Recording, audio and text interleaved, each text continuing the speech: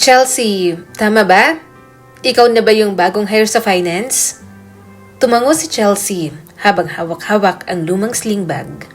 Opo, ako nga po. Nakangiting lumapit ang HR assistant na si Jen. Welcome to Nexus Holdings. Huwag kang kabahan, chill lang dito. Well, depende sa department. Sabay kindat na parang may mali siya. Napangiti si Chelsea kahit may halong kaba. Galing siya sa probinsya. Galing sa simpleng pamumuhay. At itong modernong glass building na may automated elevator, fingerprint scanners at mababangong office girls ay ibang-iba sa mundong kinagisnan niya. Pero nangangarap siya. At para sa pangarap, kailangan niyang kumapit. Habang ini-assist siya papasok ng opisina, ramdam ni Chelsea ang mga matang sumusukat.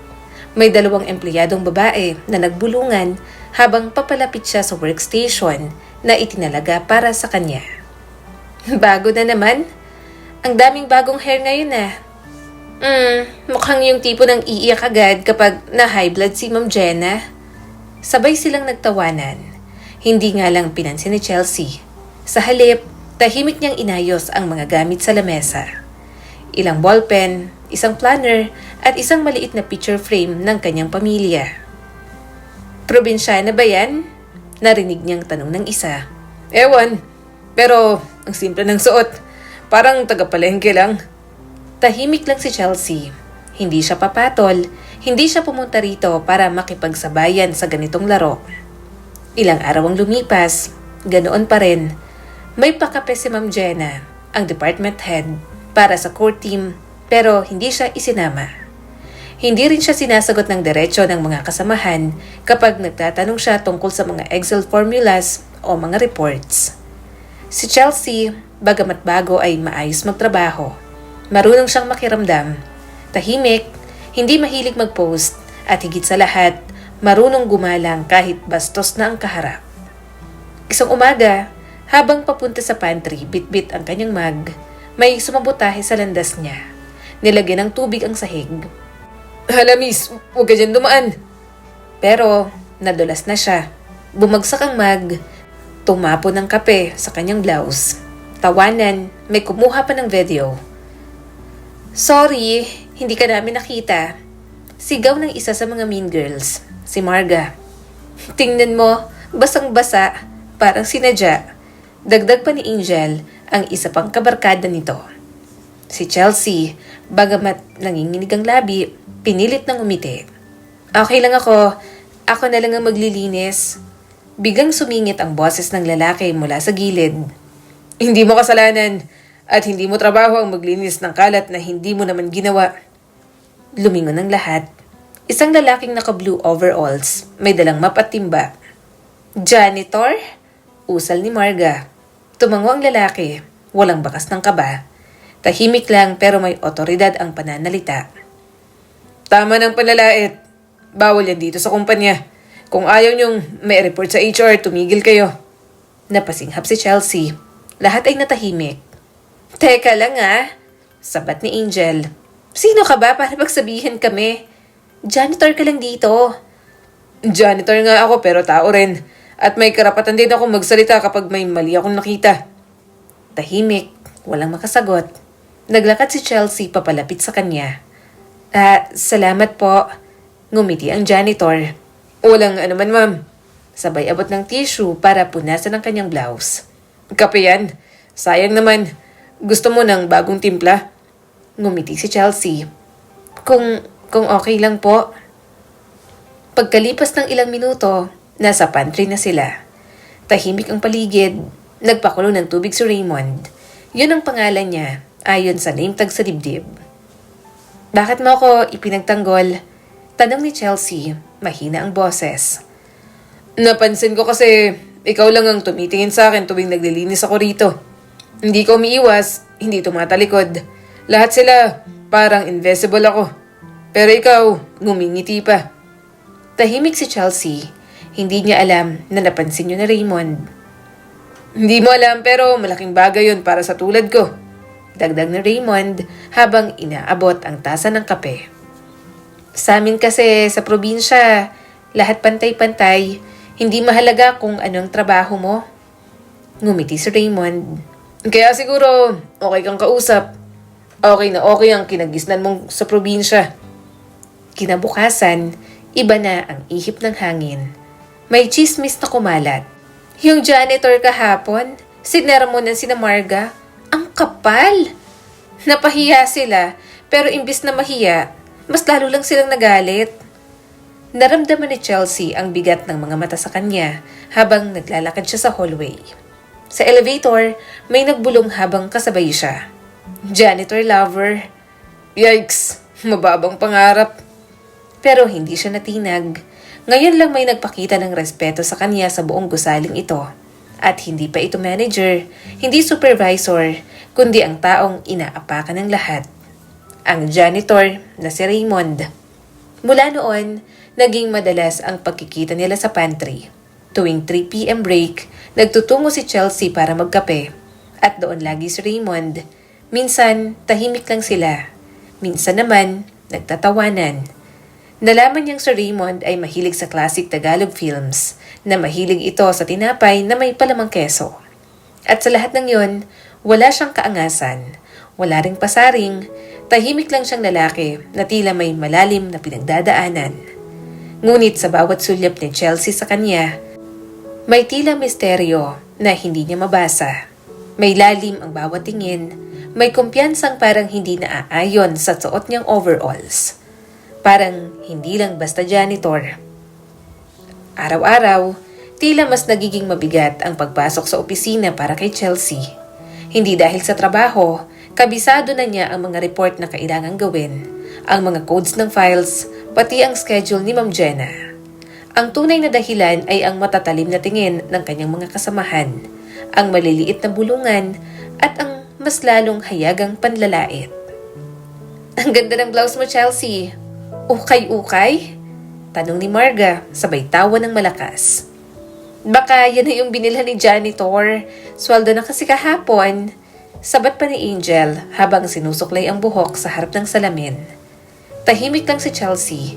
Pinipilit niyang hindi magpakita ng emosyon. Pero sa bawat binibitiwan ng mga ito, para siyang sinasampal. Pilit niyang iniiwasang mapuno. Baka naman may relasyon na sila ng janitor. Narinig niyang sabi ni Jenna nang hindi siya nito napansing dumaan sa likod ng cubicle.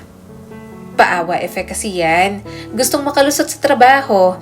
Nako, hindi yan magtatagal dito sa kumpanyang to. Humigpit ang hawak niya sa bitbit na folder.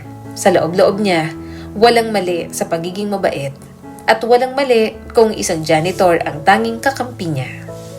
Pagsapit ng 3:00, break time na, dumiretso si Chelsea sa pantry. Doon, tulad ng nakagawian, nandoon na si Raymond, nakaupo sa sulok, may hawak na stainless na mug at tila at tahimik na nagmumuni-muni habang pinapanood ang pagbuhos ng ulan sa labas ng bintana.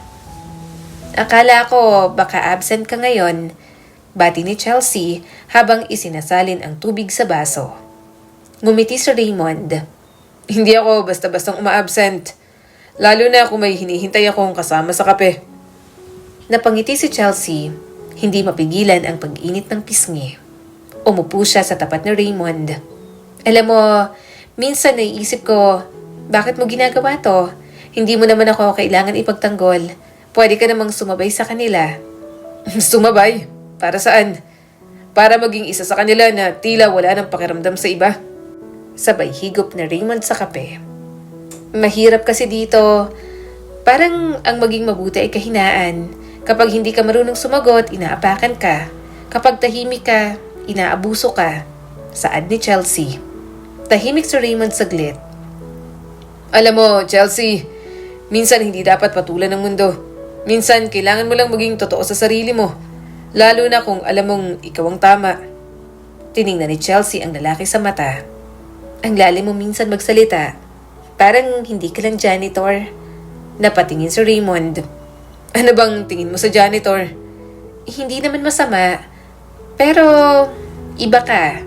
Parang ang dami mong alam. Parang sanay kang makitungo sa mga taong nasa taas. Ngumiti si Raymond. Payapa. Baka kasi dati, nakatayo rin ako sa taas. Hindi na sumagot si Chelsea, pero hindi maalis sa isip niya ang sinabi ng lalaki. Pagbalik sa workstation, abot tenga ang ngisi ni Marga habang nakatayo sa tabi ng lamesa ni Chelsea. "May bago kang kape?" tanong nito. Tahimik lang si Chelsea habang tinatanggal ang takip ng mug. "Baka galing kay janitor yan. Sweet naman. Baka siya na nga ang future mo, no?" Sabay tawa ni Angel. "Bakit ba kayo ganyan? Wala naman akong ginagawang masama sa inyo," sabi ni Chelsea. Medyo mataas na ang tono.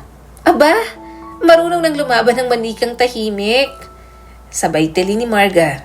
Sige nga. Sumagot ka pa." Tumayo si Chelsea.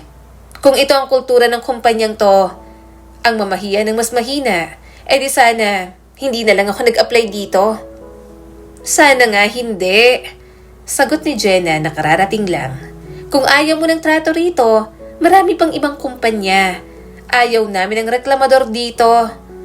Tahimik ang buong opisina. Lahat ay nakatingin. Tumayo si Chelsea, pinunasan ang gilid ng mata. "Kung may respeto lang sana ang bawat isa rito, wala sanang ganitong eksena araw-araw." Kinagabihan, nasa labas ng building si Chelsea. Nakaupo sa concrete bench. Tahimik na pinagmamasdan ang mga sasakyang dumadaan. Hindi siya makauwi agad. Parang may bumara sa dibdib niya. Hindi niya alam kung luha ba ito ng panggigigil o lungkot ng pag-iisa. Lumapit si Raymond, may hawak na paper bag. Hindi ka pa umuwi?" Umiling si Chelsea. Nagpapalipas lang ng Ines. Tahimik si Raymond, inabot ang paper bag. "Tinapay, mainit-init pa. Galing sa suking panaderya." Ngumiti si Chelsea. "Salamat." Umupo si Raymond sa tabi niya. "Alam mo ba, dati ganyan din ako. Tahimik, binabaliwala. Pero sa tahimik kong mundo, natutunan kong makinig. At kapag matagal kang nakikinig, makikita mo kung sino talagang mabuti at masama." Hindi ko alam kung kakayanin ko pa. Mahinang sambit ni Chelsea. Kulang na lang, apakan nila ako sa harap ng boss nila. "Huwag kang bibigay. Kasi kung bumigay ka, ibig sabihin, tama sila at alam nating hindi yun ang totoo." Tahimik si Chelsea. Biglang tumulo ang luha niya. Pero kasabay ng luha ay ang pag-angat ng tingin kay Raymond. Sa lalaking simple lang kung umasta, pero may bigat ang bawat salitang binibitiwan.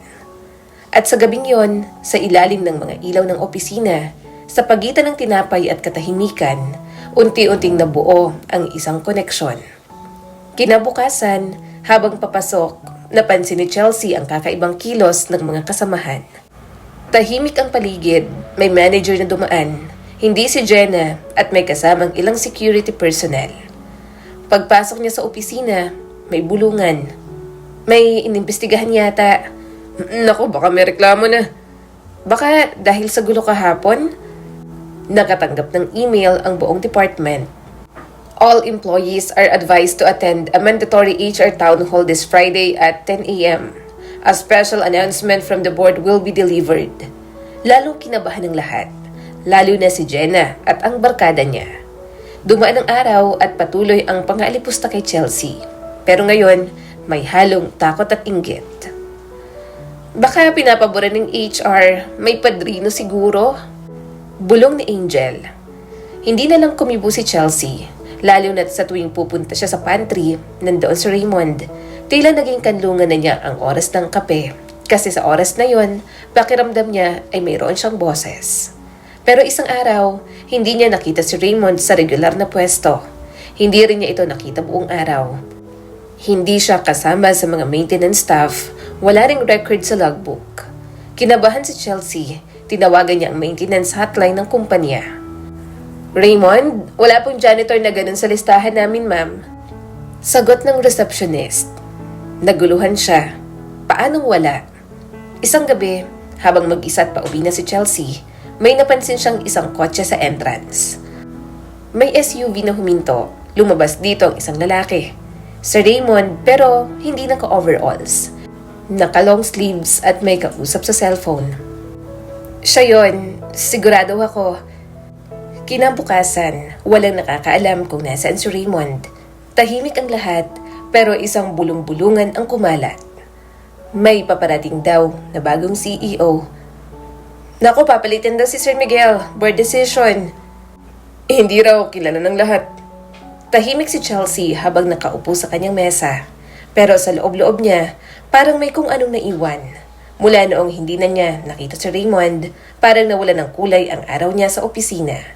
Hindi niya maipaliwanag, pero parang may puwang. Hoy! Bulong ni Marga habang dumaan sa likod niya. Namimiss mo na yung janitor mo? Hindi siya kumibo. Baka iniwan ka na. Alam mo naman ang mga yon, biglang susulpot, biglang mawawala. Napangiti na lang si Chelsea. Kaya sa halip na matuwa si Marga ay maiinis ito dahil hindi niya pinapansin kapag inaasar siya. Sa kabilang dako naman ng lungsod, nasa loob ng isang pribadong boardroom si Raymond. Naka-formal suit, hawak ang tablet habang pinapanood ang isang video clip. Ito ang eksena kung saan nadula si Chelsea habang pinagtatawanan ng mga kasamahan. Yan ang sinasabi ko sa inyo. Ani Raymond habang kikausap ang executive board. Ang kultura sa loob ng kumpanya ay nabubulok. Pansinin niyo, hindi HR ang umaksyon, hindi manager, isang simpleng empleyado lang. Raymond, sabat ni Angelo Cunanan, chairman of the board.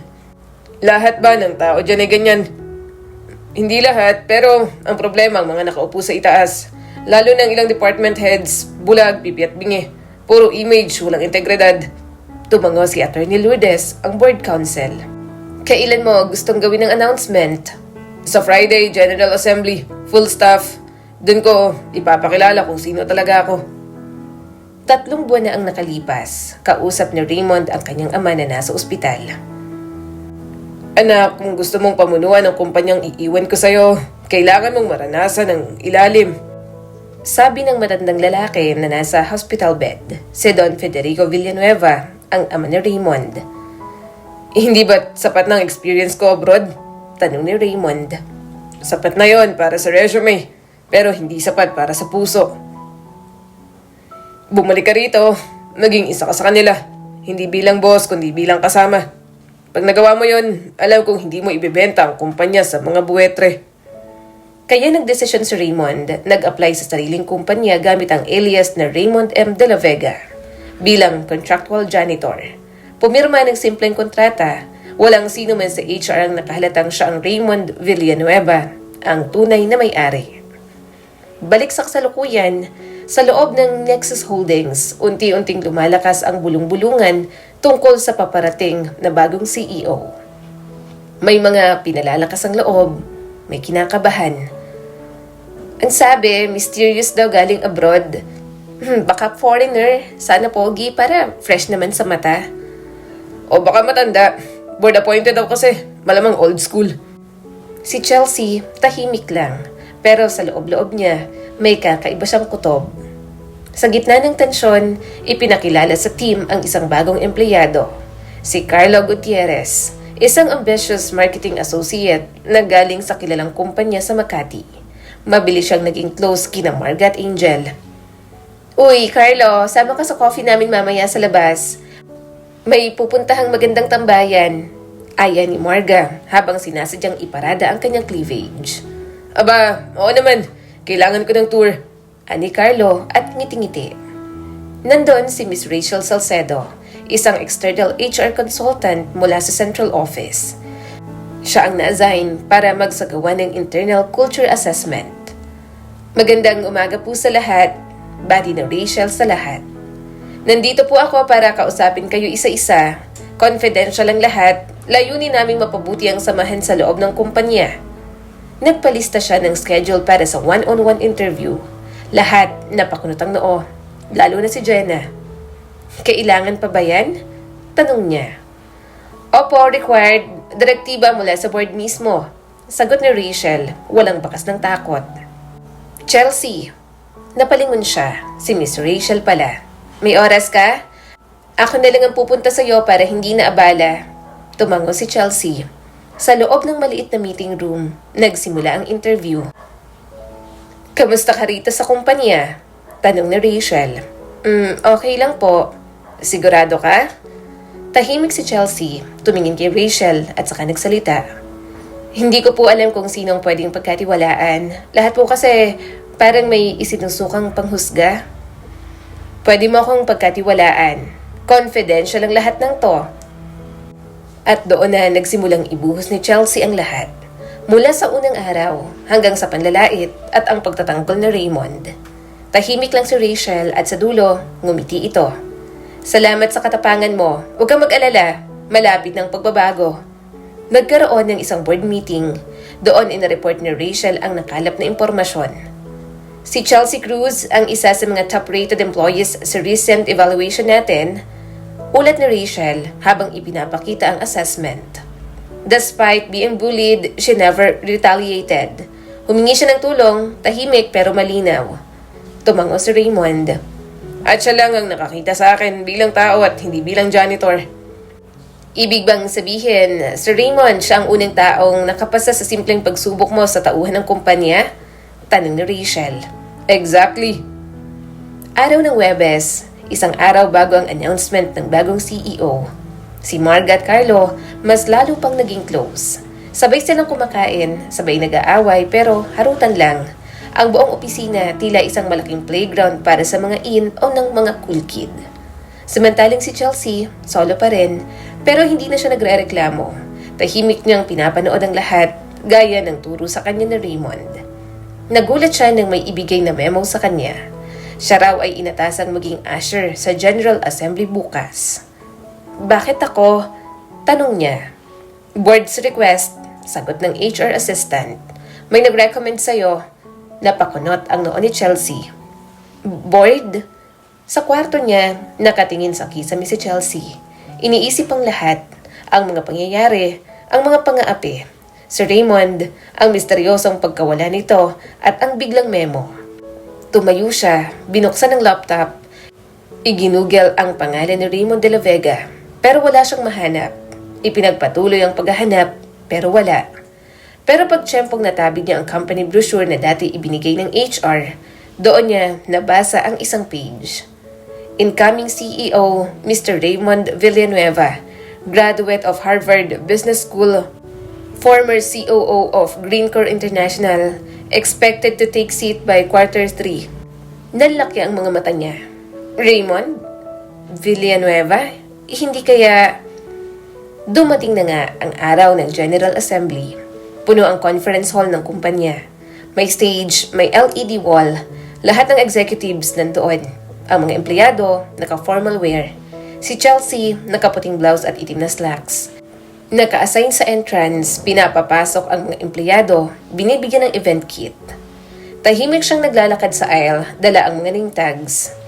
Nang biglang lumamlam ang ilaw, tumugtog ang background instrumental at ang MC ay nagsimulang magsalita. Mga kasama, ngayong araw na ito ay ang bagong yugto para sa Nexus Holdings. Ipinapakilala po namin ang bagong Chief Executive Officer ng kumpanya. Isang taong matagal nang kasama nating lahat, ngunit hindi nyo inasahang makikita sa ganitong posisyon. Please welcome, Mr. Raymond Villanueva. Bumukas ang stage curtain. Sa gitna ng liwanag, lumitaw si Raymond. Hindi na naka-overalls, kundi naka-black tailored suit, naka-brown leather shoes at may hawak na lapel mic. Tahimik ang lahat. Napabukang bibig ni Jenna. Nalaglag ang hawak na kape ni Marga. Si Angel, napamura sa pagkagulat. Si Chelsea, hindi alam kung ano ang kanyang mararamdaman. Ngumiti si Raymond at ang unang salita niya.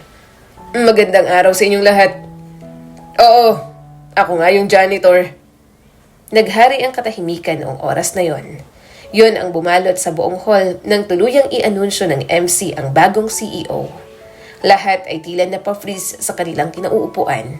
Lahat ng mata ay nakatuon sa lalaking nasa entablado, isang Raymond Villanueva na hindi na nakasuot ng overalls, kundi ng maayos at eleganteng itim na suit. Ang dating janitor, ngayon ay mistulang ginoong itinakda para sa prestihiyosong posisyon. Ngunit hindi lang anyo ang nakakagulat, kundi ang katotohanang siya ang bagong CEO. Siya? Yung tahimik na janitor na hindi pinapansin ng karamihan? Yung palagi lang nasa pantry? Yung laging bitbitang mapatimba? Tahimik na napatayo si Rachel Salcedo mula sa isang tabi ng entablado. Nasa tabi niya si Attorney Lourdes at Mr. Cunanan. Pare-pareho silang seryoso ang mukha habang pinapalakpakan si Raymond. Kahit kapansin-pansin na hindi pa rin makakilos ang karamihan. Sa gitna ng katahimikan, nagsimula ng magsalita si Raymond. Malumanay, buo ang tinig at derechahan. Magandang umaga po sa inyong lahat. Nabigla ang mga empleyado sa pagkakakilala niya sa karamihan. Tinawag niya sa pangalan ang ilang janitor, security guard at utility personnel. Puro sila ay binigyang pugay. Bago po ako pumunta rito bilang CEO, pinili kong kilalanin at alamin ang tunay na kalagayan ng kumpanya. Hindi sa pamamagitan ng meeting sa boardroom, kundi sa pamamagitan ng pagpasok bilang isa sa pinakamababa. Isang janitor. Napakunot ang noo ni Carlo. Si Marga, namutla. Si Angel, biglang tumiklop ang mga kamay sa kandungan. Hindi lahat ng aral ay matututunan mula sa taas. Minsan kailangan mong lumuhod, dumapa at hawakan ang tunay na problema sa sahig. At habang nalilinis ko ang sahig dito sa kumpanyang to, marami ako nadiskubre. Hindi alikabok, kundi ang kultura ng pangapi, paninira at pagbubulag-bulagan. Mula sa likod ng entablado, may tumayong AV operator. Sa utos ni Raymond, tumambad dito ang unang slide ng presentation. Lumitaw sa screen ang ilang screenshots ng mga CCTV footage, ang pagbagsak ni Chelsea sa pantry, ang pagtawa ng mga kasamahan, at ang tahimik na pagtatanggol ng janitor na si Raymond. Sumunod ang ilang screenshots mula sa HR report ni Rachel Salcedo, mga reklamo ng harassment, mga panlalait, mga sabotahe sa trabaho. Napanganga ang lahat. Hindi lang ito tungkol sa akin. Ito ay tungkol sa bawat empleyado na hindi nabibigyan ng boses. Sa bawat Chelsea Cruz na pinagtatawanan, pinapahiya at iniitsipwera. Sa isang sulok ng conference hall, tahimik si Chelsea. Nangingilid ang luha habang pinapanood ang buong pangyayari. Hindi dahil sa kahihiyan, kundi dahil sa sobrang respeto. Ipinaglaban siya sa harap ng lahat, sa lahat ng taong hinusgahan at umapi sa kanya. Simula sa araw na to, magkakaroon ng full audit sa bawat department. Ang bawat kaso ng harassment at abuse ay rerepasuhin. Ang mga napatunayang guilty ay mananagot. Pagpapatuloy ni Raymond. Nagpalakpakan ang ilang empleyado, karamihan ay galing sa lower ranks, sa maintenance, sa security at sa admin. Ilang sandali pa, tinawag ni Raymond ang HR. Effective immediately, tinatanggal sa pwesto si Jenna Marquez bilang department head ng finance dahil sa negligence, misconduct at leadership failure. What? Napasigaw si Jenna sa kinauupuan niya. HR, please escort her out. And don't forget to confiscate all her access credentials. Lumapit ang dalawang HR staff. Nakita ni Chelsea kung paanong biglang namutla si Jenna habang binubulungan ng HR ang desisyon. Umiiyak ito habang palabas, habang si Marga at Angel ay hindi makatingin sa CEO. Ilang oras matapos ang General Assembly, bumalik si Chelsea sa kanyang cubicle. Tahimik, hindi siya kinausap ng sino man. Lahat ay tila nahihiyang lumapit. Maya-maya pa, tumunog ang email niya.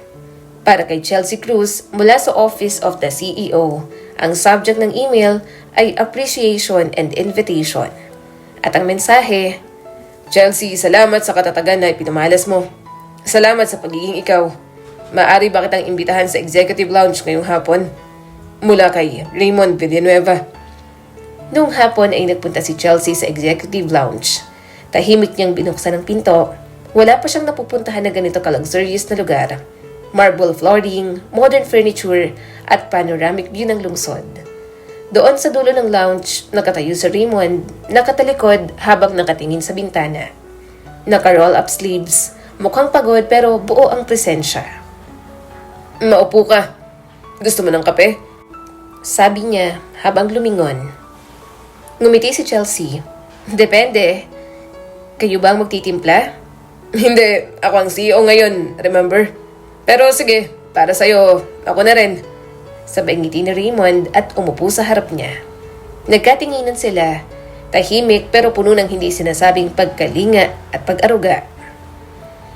Hindi ko po inakala, bungad ni Chelsea. Lahat ng oras na nagkakape tayo, hindi ko malang naisip na kayo pala ang boss. Lahat ng oras na yon, hindi ako boss at kaibigan mo lang ako. Bakit ako? Bakit mo ako tinulungan? Dahil ikaw lang ang nakapansin sa akin. Ikaw lang ang tumatro sa akin bilang tao. Hindi janitor o CEO. Bagkus kung sino talaga ako. Tumahimik si Chelsea. At ngayon, boss ka na. Ibang-iba ka na. Umiling si Raymond. Hindi ako boss sa'yo. Raymond pa rin ako kung papayag ka. Sa office floor, kinabukasan, laganap ang balita sa buong kumpanya. Ipinatupad ang bagong polisiya. Tulad ng may weekly mental wellness hour. Pinatibay ang anonymous complaint system. May bagong code of conduct na dapat basahin ng lahat. At ang pinakamalaking pagbabago ay ang promotion ni Chelsea bilang interim employee liaison officer, direct reporting sa office of the CEO. What? Sabay-sabay ang reaksyon ng dating barkada ni Marga. Si Carlo, hindi makapaniwala. Siya? Seryoso? Ngunit walang makakibo dahil ang order ay galing sa itaas at walang sino man ang may lakas ng loob na kumontra kay Raymond Villanueva. Sa unang meeting ng liaison officer, "Welcome Chelsea," bati ni Miss Rachel. "You'll be leading the team that ensures no one experiences what you went through." Tinanggap niyang papel. Hindi dahil gusto niyang gumanti, kundi dahil gusto niyang bumawi para sa iba. Sa rooftop ng building, muli silang nagkita ni Raymond. Walang formal setup, wala ring security. Sila lang at ang mga bituin. Alam mo, Ani Raymond, marami pa akong kailangang ayusin sa kumpanya. Pero ikaw ang nagpapaalala sa akin kung para saan to lahat. Hindi ako sanay sa ganito, tugon ni Chelsea. Pagod ako pero masaya. Natatakot pero buo. Alam mo bang ikaw ang lakas ko? Nagulat si Chelsea. Ha? Sa panahon na puro plastic ang nakapaligid sa akin, ikaw lang ang totoo. Napatingin siya kay Raymond. Nagtama ang kanilang mga mata. Tahimik, malamig ang hangin. Dahan-dahang lumapit si Raymond. Kung hindi ako CEO, kung janitor pa rin ako, sasamahan mo pa rin ba ako magkape? Hindi sumagot si Chelsea. Sa halip, ngumiti siya at dahan-dahang inabot ang kamay. Kahit ikaw pang tagalinis ng bintana, basta ikaw yon. Nagkatinginan silang muli. Hindi kailangan ng salita. Ang damdamin ay malinaw. Simula nang maanel si Raymond bilang CEO, tila nagbago ang ihip ng hangin sa buong kumpanya. Lahat ay biglang naging mas magalang, mas mabait, mas maingat na sa pananalita. Maging ang mga dating pasaway, biglang tahimik. Pero para kay Chelsea, hindi pa rin nawawala ang bigat sa dibdib. Hindi dahil sa takot, kundi sa pagbabago. Ang dating tahimik na pananghalian sa pantry kasama si Raymond, ngayon napalitan na ng meeting. Ang dating simpleng pagkakape sa sulok, ngayon ay may kasamang 5 tauhan, meeting at projectors. Isang araw, sa executive floor, "Miss Cruz, kailangan ka raw sa boardroom. May closed door session with the CEO." Sambit ng executive assistant ni Raymond. Ako? Gulat na tanong ni Chelsea. "Opo, may gusto raw siyang i-present sa'yo." Agad siyang nagtungo sa boardroom. Pagpasok niya, naroon si Raymond, naka-coat, naka-polo, at kausap ang isang babae na hindi niya kilala. Maganda, maputi, elegante, naka-power suit at may hawak na tablet. "Oh, Chelsea, buti nandito ka na. Bungad ni Raymond. I'd like you to meet Miss Natalie Francisco. She's our new marketing director." "Hi," bati ni Natalie, sabay abot ng kamay. "Narinig na kita. Sabi ni Raymond, magaling ka raw. Favorite employee ka yata." Ngumiti si Chelsea, bahagyang iniwas ang mata. "Magandang araw po." Nagpatuloy ang meeting. Tila natural ang chemistry ni Raymond at Natalie. Nagpapalitan ng insights, nagtatawanan sa maliit na biro, nagkakatinginan na parang mayroon ng pinagsamahan. Tahimik lang si Chelsea, sinusulat ang notes, pero sa bawat hagik-hikan, bawat pagdampi ng kamay ni Natalie sa braso ni Raymond, may kumikirot sa puso niya. Paglabas ng boardroom, sinabayan siya ni Natalie. "Alam mo, you're cute. Parang younger sister ng team." Sabi pa nito. "Salamat po." Mahinang sagot ni Chelsea. "Pero sana, huwag ka masyadong ma-attach sa mga boss, okay? Nakakahiya pag nauunahan mo pa yung mas bagay." May diin ang mga salitang bagay na parang may gustong ipagdiinan. Tumingin si Chelsea sa kanya, bahagyang napatigil sa paglalakad. Mas bagay? Mas bagay kanino? Ngumiti si Natalie at dumiretso sa elevator. Naiwan si Chelsea sa hallway, tahimik at litong-lito. Muling nagkita sina Raymond at Chelsea sa rooftop. Pero hindi na gaya ng dati. Pareho silang tahimik. Thank you sa tulong mo kanina. Ani Raymond, tinapik ang mesa. Wala yon. Mukhang magaling si Miss Natalie. Maikling sagot ni Chelsea. Matagal ko na siyang kilala. College pa lang kami. Ka-team ko na siya sa mga pitch. Matalino. Malakas sa kliyente. Girlfriend mo ba siya dati? Napatingin si Raymond. Hindi, pero dati, halos ganun na rin. Tahimik si Chelsea. Tumango lang siya at pilit ang ngiti. Bagay nga kayo. Kaya mo ba akong tingnan ngayon bilang CEO? Tanong bigla ni Raymond. Tiningnan siya ni Chelsea. Kaya, pero hindi ko alam kung kaya kong sanay ng sarili kong hindi ka makita bilang kaibigan. Hindi lang kita kaibigan, Chelsea. Pero iba ng mundo mo ngayon, sir. Mas mataas, mas malayo. O walang taas at baba sa pagitan ng dalawang taong nagpapakatotoo. Muli ay nagkatingin sila. Walang nagsasalita pero maraming sinasabi sa isa't isa. Kinabukasan, sa marketing department, doon nagsimulang umalingaw-ngaw ang bulong-bulungan. Nagkausap kami ni Miss Natalie. Ani Carlo. Sabi niya may gusto raw si Raymond sa kanya noon pa. At ngayon, ready na raw silang mabigyan ng chance. Yung si Chelsea. Pampalipas oras lang daw yun. Muling kumalat ang chismis at sa gitna nito, si Chelsea na tila baga ay bumalik sa panahong siya'y pinagkakaisahan. Isang hapon, ipinatawag ni Raymond si Chelsea sa lounge. Tahimik ka nitong mga nakaraang araw. May bago po kayong focus, sir. Naiintindihan ko. Hindi kita iniiwasan at lalong hindi kita kinalimutan. Pero ako ang tinatalikuran ng iba. Dahil sa bagong direktor, dahil sa kanila, ako lang ang nakausap ng janitor. Siya, nasa level nyo raw. Hindi mo kailangang makipagkompetensya kahit kanino, Chelsea. Dahil ikaw lang ang minahal ko sa katahimikan. At ikaw pa rin ang tinitingala ko ngayon. Napalunok si Chelsea.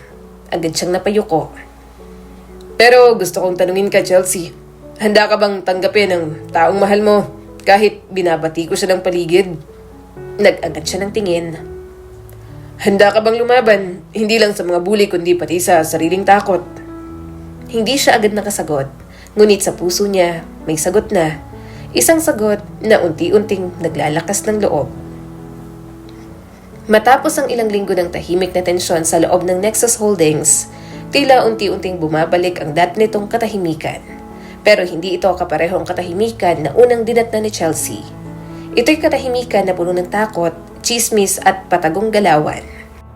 Lalo na ngayong tila hawak ni Natalie Francisco ang atensyon ng bagong CEO. Kung dati ay kinikilala si Chelsea bilang malapit kay Raymond, ngayon ay unti-unti na siyang tinatabunan ng presensya nito. Hindi may kakailang malakas, matalino at mapanganib si Natalie. Chelsea, may ibibigay ako sa'yo. Ani Raymond habang magkasabay silang naglalakad papunta sa conference room. Gusto kong ikaw ang mamuno sa internal leadership training na ide-develop natin para sa mga bagong team leaders. Alam kong kaya mo. Napahinto si Chelsea. Ako po, hindi ba dapat si Miss Natalie ang... Alam mo kung bakit hindi siya. Ikaw ang mas may alam sa ugat ng kultura sa loob ng kumpanyang ito. At ikaw ang gusto kong tularan ng mga bago. Hindi makapaniwala si Chelsea. Salamat po, sir. Raymond, sabay ngiti ng lalaki. Pag tayo lang, Raymond lang. Subalit sa loob ng marketing department, hindi pwede yan. Ani Natalie habang kausap ang assistant niyang si Nika. Kapag tumagal pa yung si Chelsea na yan sa spotlight, lalo mawawala ang control ko sa narrative. Pero ma'am, parang gusto talaga siya ni Sir Raymond. Sabat ni Nika. Saka pinupuri siya ng board, may respeto sa kaniyang mga tao. Mas lalong dapat tanggalin. Alam mo kung anong magpapabagsak sa isang CEO? Emosyon. At mukhang emosyon ang kahinaan ni Raymond.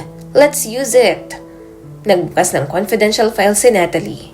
Isang email draft may subject na Chelsea Cruz Ethics Concern. Makalipas ang ilang araw, ipinatawag si Chelsea ng HR para sa isang routine inquiry. Pagdating niya sa room, nandoon si Rachel Salcedo at isang lalaki mula sa legal department. Sa gitna ng mesa, nakalatag ang ilang dokumento. Well, may natanggap po kaming report, bungad ni Rachel. May undue influence ka raw kay Mr. Villanueva at ginagamit mo raw ito para makakuha ng pabor. Nanlamig si Chelsea. Hindi po totoo yan. Meron po bang relasyon sa pagitan yung dalawa? Tanong ng legal representative. Tahimik si Chelsea. Hindi niya alam kung sasagot pa siya bilang empleyado, kaibigan, o isang babaeng tinamaan ng totoo. Professional po ang relasyon namin. Mahina niyang sagot. Ito po ang mga screenshots ng ilang text messages at may confidential report mula sa anonymous sender. Dagdag pa ni Rachel. Kilala ni Chelsea ang tono. Kilala niyang galawan at sa isip niya, isa lang ang may motibong manira ng ganito. Si Natalie. Nagkaroon ng emergency meeting ang board. Nalaman ni Raymond ang tungkol sa reklamo. Agad siyang nagpadala ng memo para sa closed-door inquiry. Pagpasok niya sa boardroom, nandoon na si Natalie. Nakaupo sa dulong bahagi, bitbit ang tablet at kalmado lang ito. Bakit mo ginawa to? Tanong ni Raymond, walang paligoy-ligoy. I did what I had to do. You're blinded by your emotions. Pinapaboran mo si Chelsea. And it's affecting your decisions as CEO. I never base my decisions on emotion. But what you did, this manipulation, this is below the belt. She's not fit to be on your side, Raymond. You're ruining your legacy dahil lang sa isang babae na hindi naman marunong lumaban. Hindi mo siya kilala. Kilala ko siya. Enough para malaman na siyang pinakamahinang link sa pamumuno mo. Dinabog ni Raymond ang folder sa table. Hindi si Chelsea ang problema. Ikaw, Natalie. Nung sumunod na araw, muling ipinatawag si Chelsea. Sa pagkakataong ito, sa office na mismo ni Raymond. Pagpasok niya, nandoon ang binata. Tahimik, malalim ang iniisip. Hawak ng isang papel. Resignation letter daw mula kay Natalie. She's stepping down, sabi ni Raymond. Pero bakit? Gulat na tanong ni Chelsea. Because I asked her to. Because I realize I can't lead this company with a shadow like hers behind me. Pero sir, Raymond, hindi mo kailangang piliin ako. Hindi ako kapalit ng anumang reputasyon mo. I'm not choosing you over my reputation. I'm choosing you because you are part of it. Tahimik si Chelsea. Tinitigan siya ni Raymond. But I need to know something. Kapag lumaban ako para sa'yo, lalaban ka ba para sa sarili mo? At para sa atin? Tumango-tango si Chelsea. Muling tumulo ang luha sa gilid ng mga mata niya. Hindi dahil sa lungkot, kundi sa wakas, naintindihan siya. Lahat ng empleyado ay nasa town hall. Puno ang hall kasama si Chelsea sa harap. Tahimik na nakaupo sa gilid ng stage. Tumayo si Raymond, hawak ang mikropono. Maraming salamat sa inyong suporta. At gusto ko lang ipaalam sa inyo na lahat ng ginagawa natin dito sa kumpanya ay nakaugat sa respeto, dignidad at pagkakapantay-pantay. Recently, may lumabas na isyong sinubukang siraan ng isang empleyado dahil sa personal na connection sa akin. Gusto kong klaruhin ito. Walang favoritism dito. Lahat ng promotion at tiwala ay nakabase sa galing, katatagan at prinsipyo. Tumingin siya kay Chelsea. And if standing with her puts me at risk, then let it be. Nagpalakpakan ng lahat. Habang pauwi na si Chelsea, dumating na ang hinihintay niyang elevator.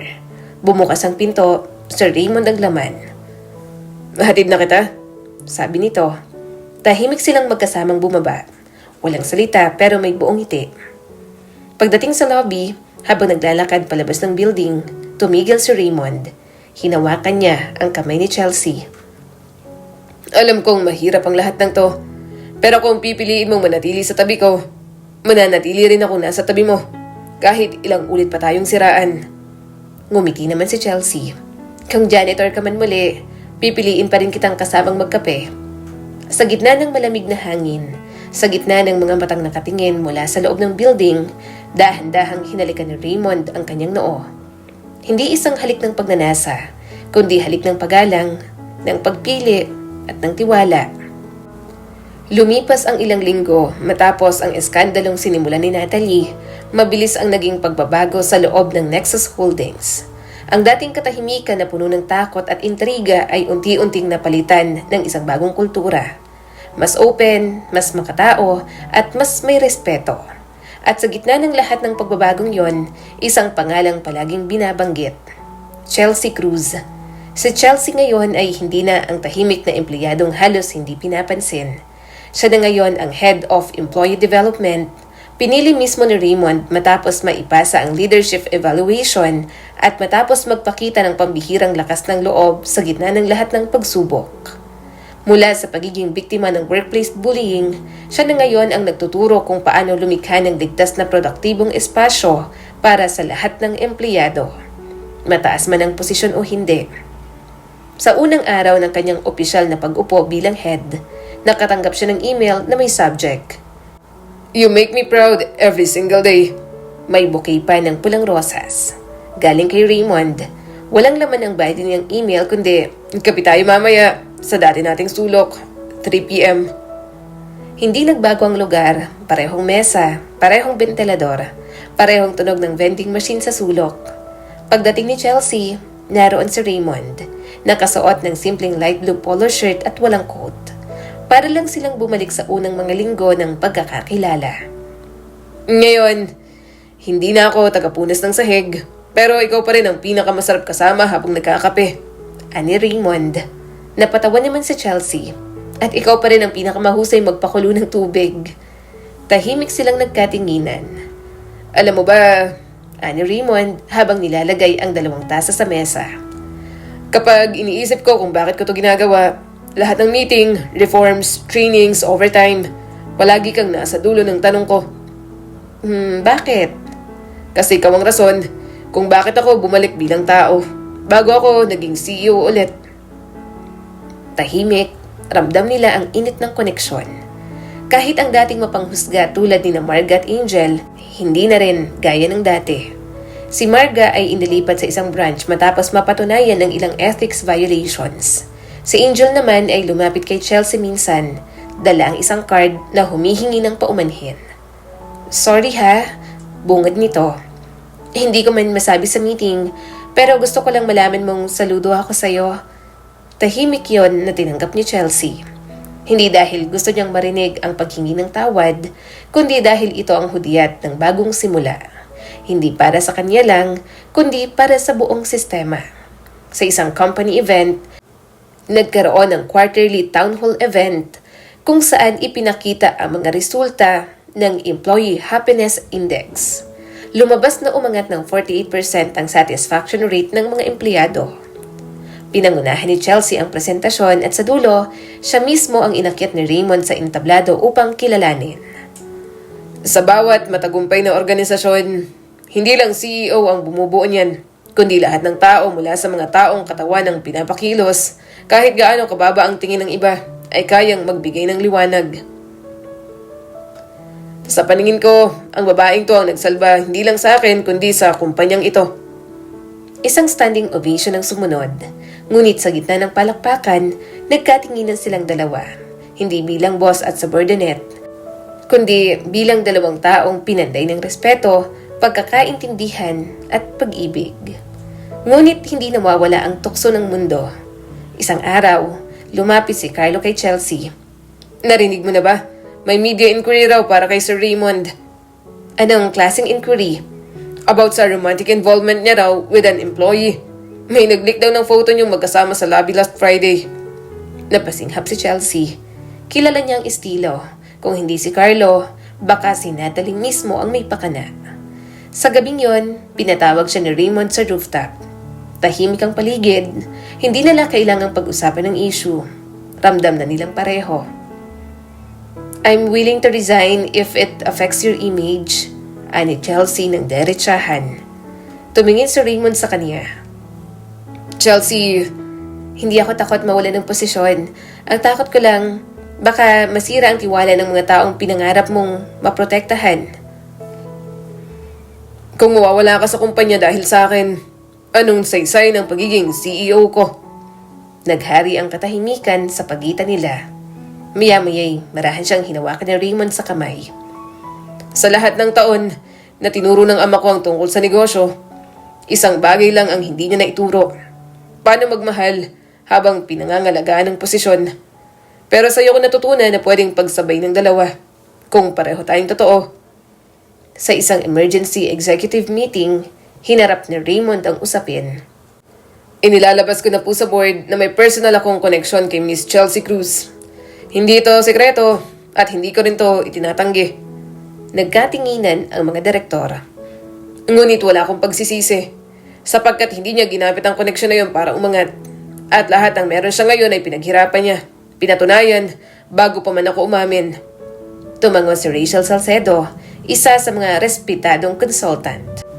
We've all seen her growth and as a woman in the workplace, I can say, hindi karupukan ng magmahal. Ang karupukan ay ang pagtalikod sa katotohanan. Nakatanggap ng opisyal na statement ang media mula sa PR team ng kumpanya. Nexus Holdings affirms the value of honesty, meritocracy, and integrity. Any personal relationship between our executives and staff is acknowledged transparently and has no bearing on professional decisions. We believe in leadership rooted in authenticity. Isang payapang hapon, pagkatapos ng mahabang araw, bumalik si Raymond at Chelsea sa dati nilang paboritong sulok, sa pantry, sa lumang mesa, sa lumang vending machine. Parehong tasa, parehong timpla, parehong ngiti. Hindi ako CEO ngayon. Hindi ka head of employee development. Ani Raymond. Anong meron tayo ngayon? Tanong ni Chelsea habang nakangiti. 2 taong lumaban at nagmamahalan. Tumango si Raymond. Ngayon, handa ka na ba sa susunod na laban? Anong laban? Laban para sa buhay na magkasama. Bawat araw, bawat tasa ng kape. Dahan-dahang kinuha ni Raymond ang maliit na kahon mula sa bulsa. Binuksan yon, isang simpleng singsing. Chelsea Cruz, gusto mo ba akong maging janitor ng puso mo habang buhay? Will you marry me? Tumulo ang luha ni Chelsea. Hindi dahil sa pangarap, kundi dahil sa wakas, nakahanap siya ng tahanan. Yes, pumapayag ako. Basta araw-araw, ikaw pa rin ang magtitimpla ng kape ko. Isang random na araw na alarma ang mga tao sa kumpanya.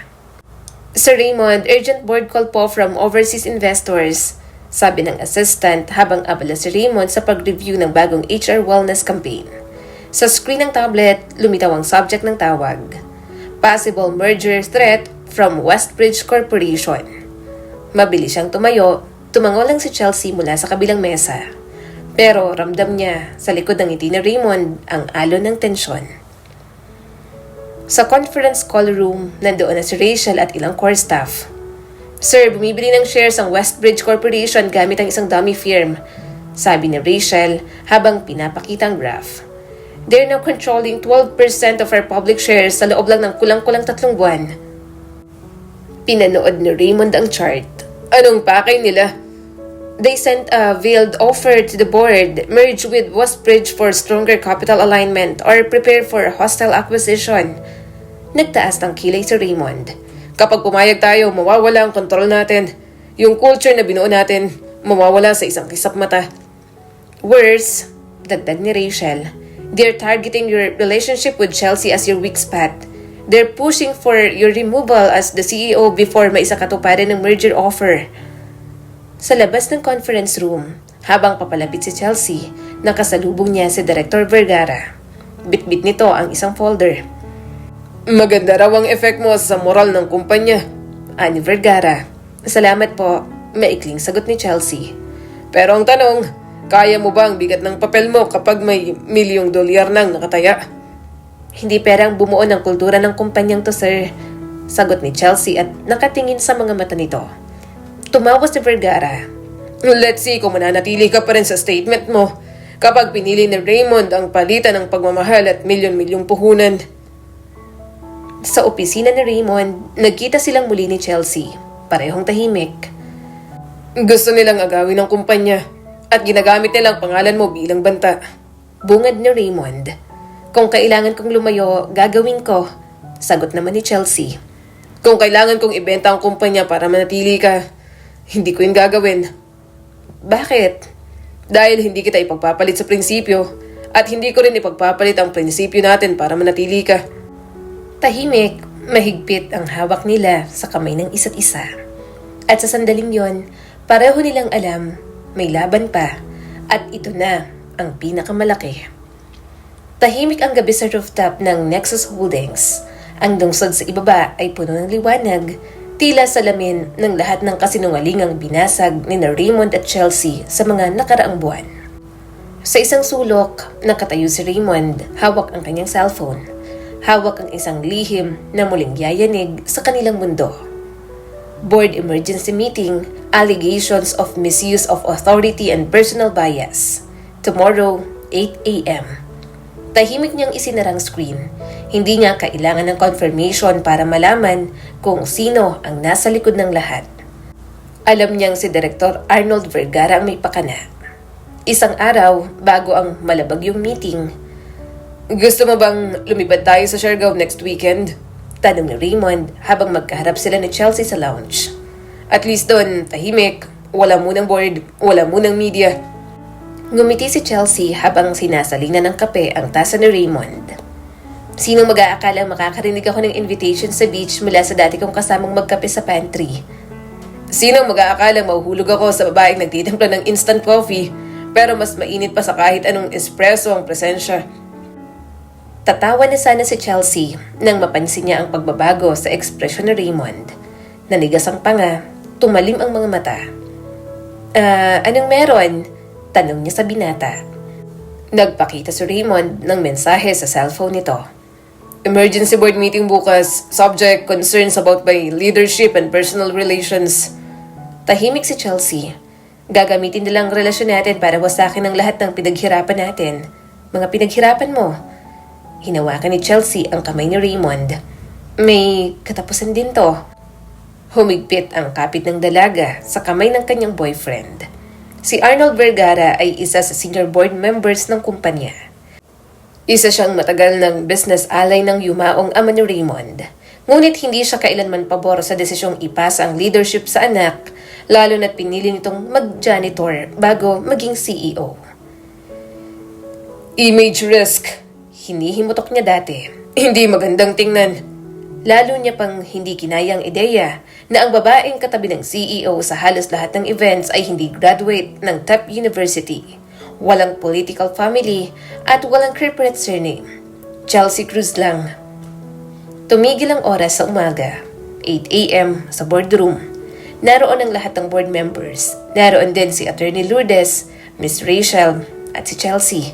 Bagamat hindi siya pinaupo sa loob, kundi piniling manatili sa labas bilang respeto sa protocol. Tahimik si Raymond habang iniharap sa kanya ang sulat mula kay Director Vergara. Ang CEO ng kumpanya ay kasalukuyang may romantic relationship sa isang direct report employee, Miss Chelsea Cruz, na nakakaapekto sa objectivity, decision-making at image ng kumpanya. Gusto ko na may mangyaring temporary suspension habang patuloy na iniimbestigahan ang reklamo. Yon ang nakasaad sa sulat. Puno ng bulungan, ilang board members ay nagbubukasan ng tablet. Ang ilan, nagkikindatan. Tumayo si Raymond. Maaari ba ako magsalita? Tumango si Attorney Lourdes. Go ahead, Mr. CEO. Wala akong tinatago. Panimula ni Raymond. Totoo, may personal akong ugnayan kay Miss Chelsea Cruz. Pero wala sa mga desisyong ginawa ko ang walang batayan sa kanyang performance, katatagan at prinsipyo. Tumayo si Rachel Salcedo. If I may add, I personally oversaw Chelsea's assessments and promotion tracks. Transparent at well-documented ang lahat. Hindi pa ako galit dahil pinagdududahan niyo ako bilang CEO. Dagdag ni Raymond. Galit ako dahil ginagamit niyo ang relasyon ko para i-downplay ang talento ng isang taong mas maraming naabot sa loob ng 8 buwan kaysa sa mga empleyadong nandito ng 8 taon. Napatingin sa Director Vergara. Hindi kami produkto ng nepotismo. Kami ay produkto ng respeto na pinangarap lang naming matanggap noon. Sa labas ng boardroom, tahimik lang si Chelsea habang nakaupo sa hallway. Nanginginig ang kamay, hindi niya alam kung may karapatan ba siyang manatili kung dapat ba siyang lumaban. Maya-maya'y lumapit si Rachel. Chelsea, pinapatawag ka ni Raymond. Gusto ka raw nilang marinig. Ako? Oo, ngayon na. Pagpasok ni Chelsea, lahat ng mata ay nakatingin sa kanya. Nakaupo sa dulo si Raymond na natiling tahimik. Nandoon pa rin sa Director Vergara. Tikom ang bibig pero matalim ang tingin. Miss Cruz, panimula ni Attorney Lourdes. Ikaw ang sentro ng usapin. Ano ang masasabi mo sa pagkakaroon mo ng relasyon sa isang CEO? Tumayo si Chelsea. Ramdam niya ang bilis ng tibok ng kanyang puso. Ngunit sa gitna ng kaba, may mas malakas na bagay sa dibdib niya. Ang katotohanang wala siyang dapat na ikahiya. Hindi ko po pinangarap na mahalin ako ng isang CEO at lalong hindi ko po ginamit ang pagmamahal niya para umangat ako. Tumigil siya, tiningnan ang buong board. Sa totoo lang, mas madali sanang umatras. Mas madali sanang iwan ng posisyon ang kumpanya at si Raymond. Pero kung iiwan ko ang prinsipyo ko ngayon, hindi lang ako ang matatalo, kundi lahat ng katulad ko na pinilit maging totoo sa mundong puno ng panghuhusga. Mahinang pumalakpak ang ilan. Tumango ang ibang board members. Hindi ko sinira ang kumpanyang ito. Pinanday ko kasama siya. Tumayo si Raymond. And that's why I'm staying. Not because of love, but because of the truth. Matapos ang isang oras ng deliberasyon, bumalik si Attorney Lourdes na may hawak na papel. Board Resolution number 3285, the board upholds Mr. Villanueva's position as CEO, clearing him of any misuse of authority. Ms. Chelsea Cruz's role is likewise upheld and her integrity affirmed. Tahimik ang lahat. Si Director Vergara ay hindi na nakapagsalita pa. Sa halip, tahimik na umalis sa silid. Niyakap ni Raymond si Chelsea sa harap ng lahat. Hindi bilang pagsuway sa protocol, kundi bilang pahayag ng paninindigan. Kinagabihan, bumalik sila sa rooftop. Tahimik, walang media, walang board at walang posisyon. Kung nasuspend ako, anong gagawin mo? Tanong ni Raymond. Mag-a-apply ako sa susunod mong kumpanya. Sagot ni Chelsea at nakangiti. Kung janitor ka ulit, mag-a-apply akong utility. Paano kung hindi kita tanggapin? Eh di, ako ang magiging CEO, ikaw ang mag-a-apply sa akin. Natawa silang dalawa. Sa loob ng Westbridge Corporation, Southeast Asia Headquarters, 2 araw matapos ang failed boardroom motion sa Imperial Nexus. Sa high-rise office sa Makati, binasag ng isang baso ng wine ang katahimikan. Tobilamsik ang red wine sa sahig ng boardroom ng Westbridge Corporation. Damn it! Sigaw ni Thomas Kwan, Regional Director ng Westbridge. 3 buwan nating binuo yan. Bakit hindi gumana? Tahimik ang executive assistant sa gilid. Hawak nito ang tablet na may headline mula sa business news portal. Nexus defies takeover rumors. CEO's leadership affirmed by board. Hindi na natin kontrolado ang mga nangyayari, sabi ni Helena Ong, ang PR head. Inuna ng Nexus ang transparency. Binaliktad nilang script. Akala ko ba, weak point yung Chelsea Cruz? Singhal ni Thomas. Hindi natin inakala na siya palang biggest asset nila. Hirit ni Helena habang pinapakita ang viral video clip ni Chelsea sa boardroom speech. May public sympathy na. Employee morale is on all-time high. Paano ng plano? Tanong ng isang investor na naka-video call. You promised us a seat in the Nexus board. Tumayo si Thomas, humawak sa ulo. We pull back. Liquidate the 12% ng shares. We lost the moral leverage. Pull out? Tanong ng investor. Sayang yung PR budget at legal team. Sayang man. But we've lost. Raymond Villanueva is not just the CEO now. He's a symbol. Tahimik ang lahat. Sa screen ng tablet, lumalabas ang isa pang headline. From janitor to CEO, how love, integrity, and culture save an empire. At sa baba ng article, ang larawan ni Raymond. Hawak ang kamay ni Chelsea habang papalabas sa boardroom, taas noo at walang takot. Tila yun na ang final blow. Araw ng Sabado sa isang maliit na garden event, habang napapaligiran sila ng mga kaibigan, employees at piling pamilya, tumayo si Raymond at Chelsea sa harap ng isang simpleng altar. Raymond, araw-araw kitang pinipili, kahit CEO, janitor o kahit ano pang napili mong propesyon. Chelsea, ikaw ang nagturo sa akin na ang tunay na halaga ng isang tao ay hindi nasusukat sa dami ng nabiling shares, kundi sa dami ng pusong napanalunan. Sa gitna ng maraming bulaklak, flash ng mga kamera at palakpakan, humarap sila sa isa't isa. At sa wakas, hindi na sila kailangang magtago. Hindi na sila kailangang lumaban dahil sa pagkakataong ito, sila na ang panalo.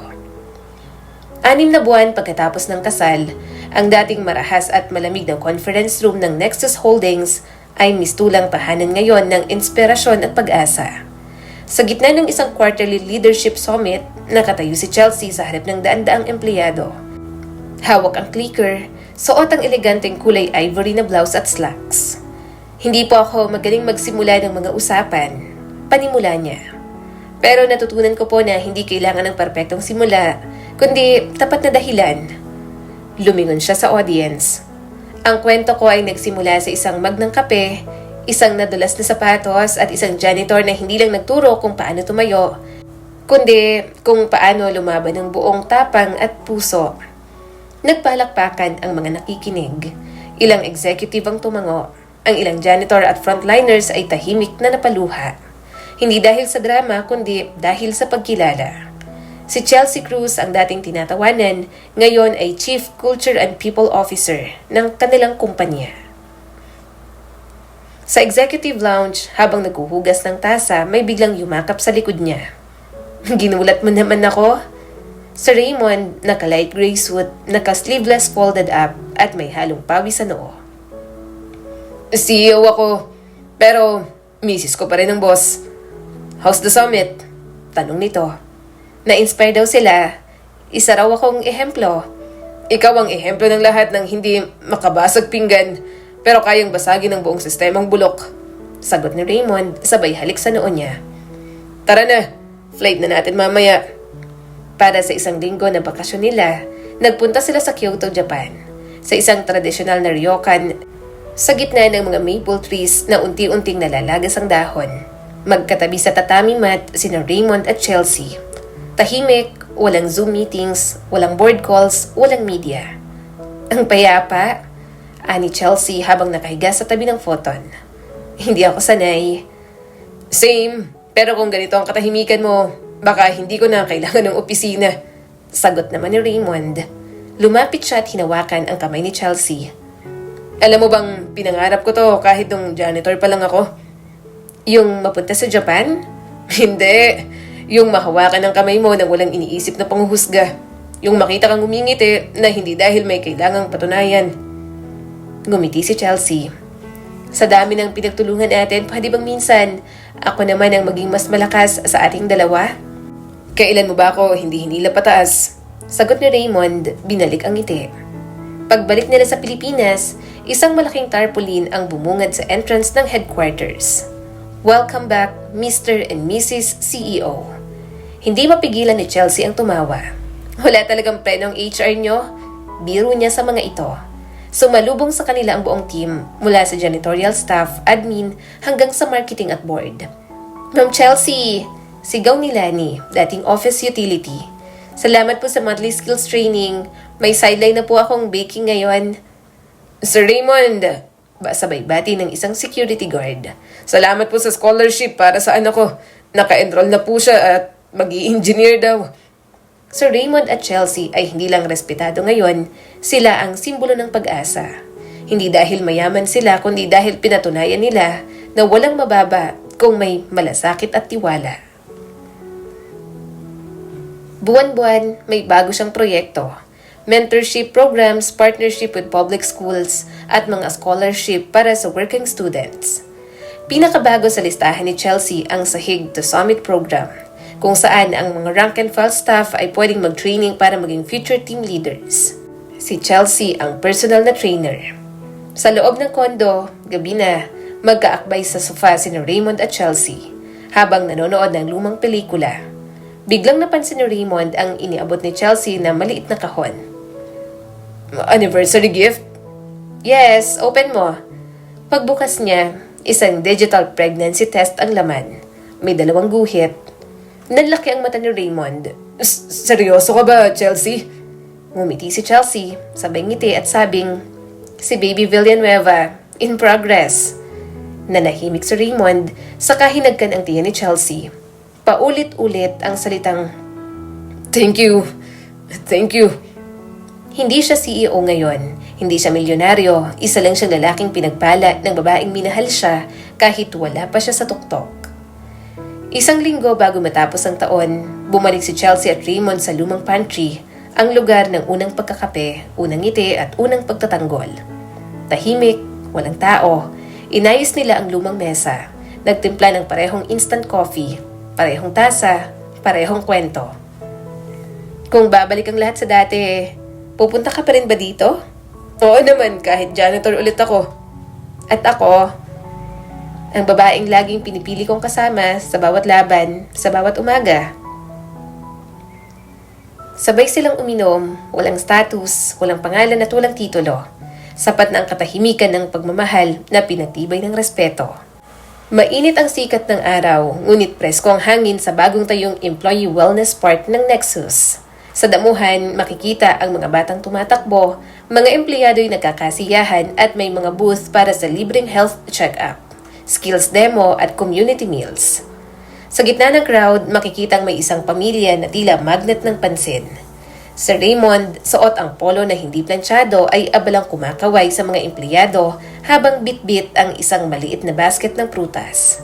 Sa tabi niya, si Chelsea, nakadress na may floral print. Hawak-hawak ang isang maliit na baby bottle. At sa kanyang kaliwang braso, isang 6-month-old na baby girl. Nakabonet ng kulay pastel pink, tulog habang nakakapit sa palad ng kanyang nanay. Ang cute naman ni Baby Iris, sabi ni Ate Lani, dating utility staff na ngayon ay cook na sa in-house cafeteria. Kasing ganda ni Ma'am Chelsea. Mana sa nanay pero matigas ang ulo gaya ng tatay. Biro ni Raymond sabay kindat. Tumayo si Chelsea sa harap ng crowd habang kinikwento ang naging progreso ng Sahig to Summit program. Ngayong taon, 14 na frontliners mula sa janitorial, security at canteen staff ang napromote na bilang team leaders. At sa darating na quarter, maglalabas tayo ng leadership scholarships para sa mga anak nila. Nagpalakpakan ng lahat. Ang pangarap ko lang noon ay ang makapagtrabaho ng may respeto. Pero binigyan niyo ako ng higit pa. Tiwala, boses at ngayon, isang pamilya na nagsisilbing inspirasyon. Tumayo si Raymond sa tabi niya, bit-bit ang anak nilang si Iris. Tumahimik ang lahat habang tinitingnan niya ang anak. Saka naman tumingin sa asawa. Hindi ko na kailangan ng titulo para sabihing tagumpay ang buhay ko. Ang katabi ko ngayon ang nagpapaalala sa akin na hindi mo kailangang pumunta sa taas para magtagumpay.